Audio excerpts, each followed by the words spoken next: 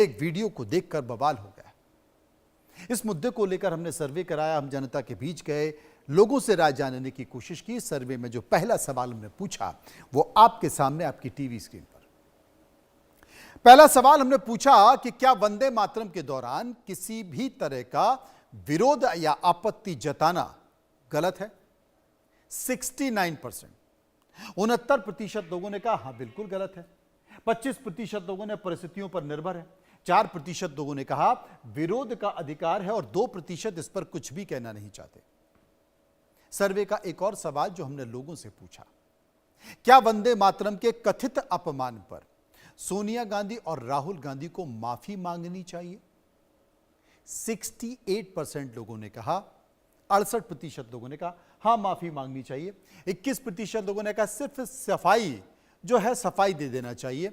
10% लोगों ने कहा माफी की कोई जरूरत है नहीं और 1% लोग इस पर कुछ भी कहना नहीं चाहते। सर्वे का एक और सवाल, तीसरा सवाल, कि क्या कांग्रेस मुख्यालय में सोनिया गांधी ने वंदे मातरम रोका या फिर वो कुर्सी मांग रही थी?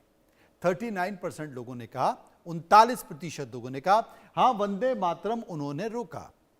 11% लोगों ने कहा नहीं वो कुर्सी मांग रही थी। 27% लोग कह रहे थे कि झूठ फैलाया जा रहा है और 23% लोग ऐसे थे जो इस मसले पर कुछ भी कहना नहीं चाहते थे। सर्वे का एक और सवाल, चौथा सवाल, क्या वंदे मातरम जैसे राष्ट्र गीतों को लेकर नेताओं की जिम्मेदारी तय होनी चाहिए? 59 यानी कि 59% लोगों ने कहा पूरा सम्मान होना चाहिए। 30% लोगों ने कहा स्पष्ट नियम होने चाहिए।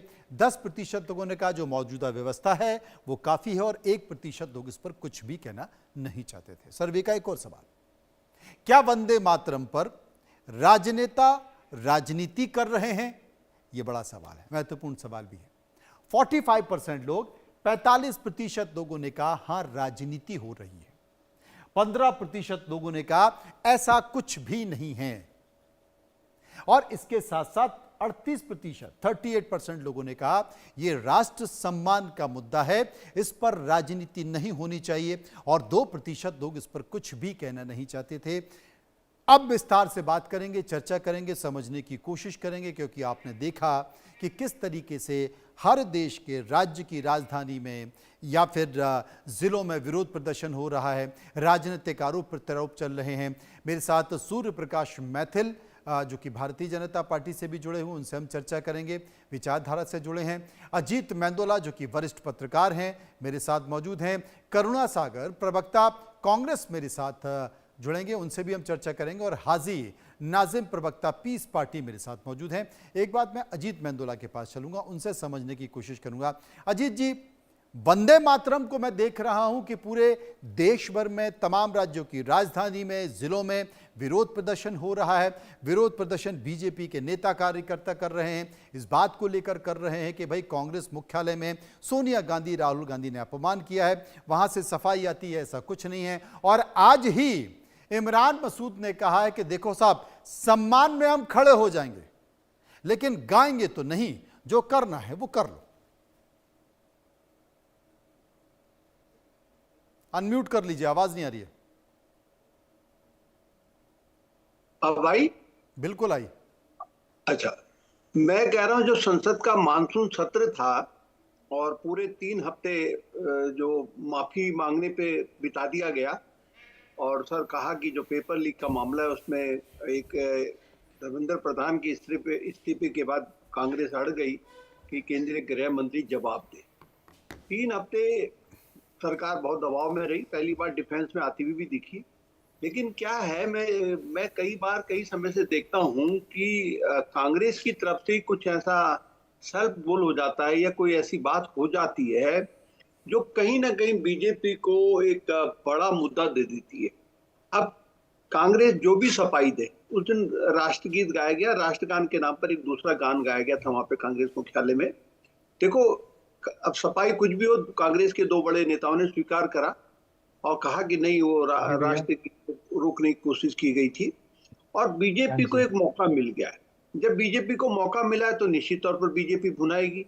और 15 अगस्त को जो प्रधानमंत्री मोदी ने लाल किले के प्राचीर से नक्सल वाली जो बात कही है, नक्सल वो तो ये दोनों तीनों मामले मुझे लग रहा है कुछ ऐसे मिल गए हैं बीजेपी को कि जो कहीं ना कहीं कांग्रेस को बैकफुट पे लाएगी। देखिए, कांग्रेस के नेता कई चीजें समझने को तैयार नहीं होते, ना वो मानते हैं कि हाँ भाई कुछ गड़बड़ हो गई। अब इमरान मसूद को न तो चुनाव लड़ना उत्तर प्रदेश का जितवाने की उसके उनके पास जिम्मेदारी है नहीं कि वो उत्तर प्रदेश का चुनाव लड़ेंगे, उत्तराखंड का चुनाव लड़ेंगे, या उनके पास ये पूरी जिम्मेदारी हो।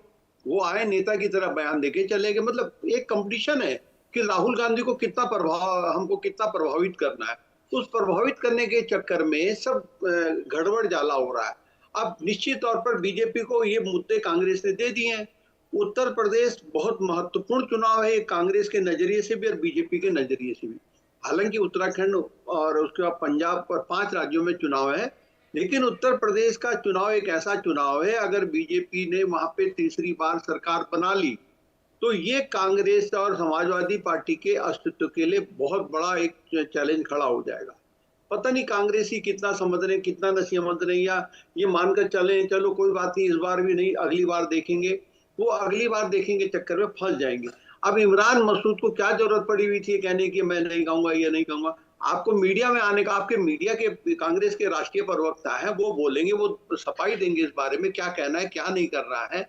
आप कौन है भाई? आप एक सांसद हैं सिंपल, और आप आगे आके अपनी पार्टी को मुसीबत में डाल दिया आपने।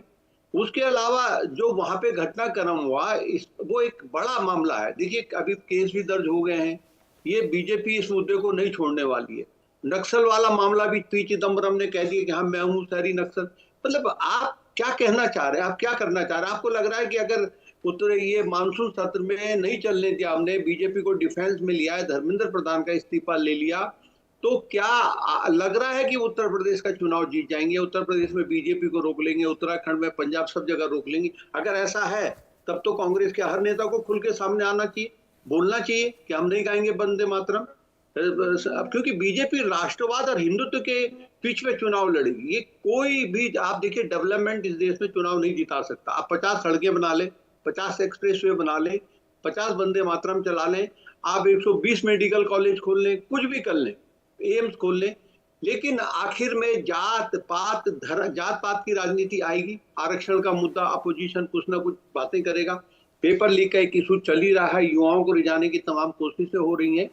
उस स्थिति में बीजेपी के सामने कोई चारा नहीं बचता, राष्ट्रवाद और हिंदुत्व की बिल्कुल पीठ पे ठीक कह रहे हैं। खिलाना। राष्ट्रवाद और हिंदुत्व की बात होगी और वो उत्तर प्रदेश के चुनाव के इर्द गिर्द घूमती हुई नजर आएगी। मेरे साथ करुणा सागर मौजूद हैं, उन्हीं के पास चलते हैं, क्योंकि बहुत सारी बातें अजीज मंजूरदार साहब ने कांग्रेस को लेकर कही है कि भाई कांग्रेस सेल्फ गोल क्यों कर लेती है, क्या जरूरत आन पड़ी थी बोलने की, तब जबकि कांग्रेस मुख्यालय में वंदे मातरम को लेकर पहले से ही इतना विवाद हो गया।